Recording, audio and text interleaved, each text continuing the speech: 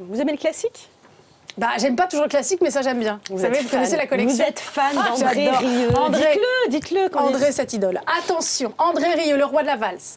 Le plus grand violoniste qui rend le classique toujours plus populaire. Par exemple, Shostakovich par André Rieu, vous ne me contredirez pas, c'est devenu tout simplement mythique. On écoute.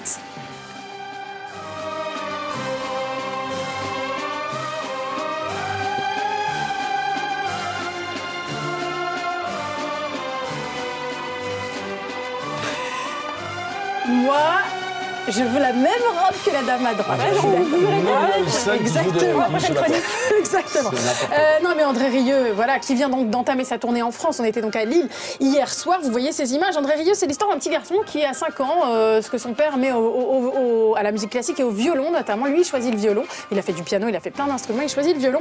Mais c'est quand même un petit peu dans la douleur parce que dans toute sa famille, on mange classique, on dîne classique, on petit déjeune classique. Et lui, il se dit quand même, ça a l'air un peu ennuyeux, tout ça. Les gens ont l'air de s'ennuyer dans les salles. Et il dit, moi, je veux pas de ça. J'aimerais que les gens puissent voilà, en profiter. Et c'est ce qu'il fait maintenant, depuis maintenant plus de 30 ans, avec des shows qui durent plus de 2 heures. C'est lui le boss sur scène. On s'est dit, ça doit être quand même épuisant.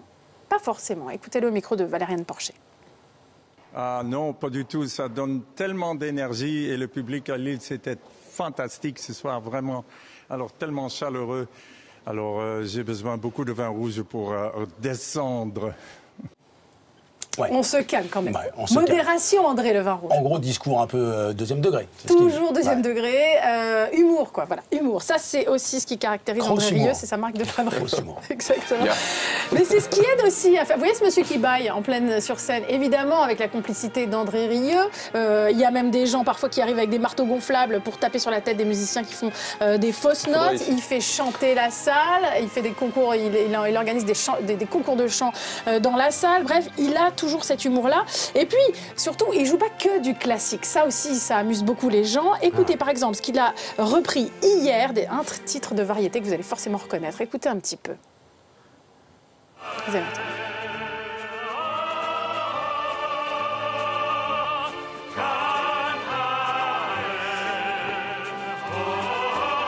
Voilà.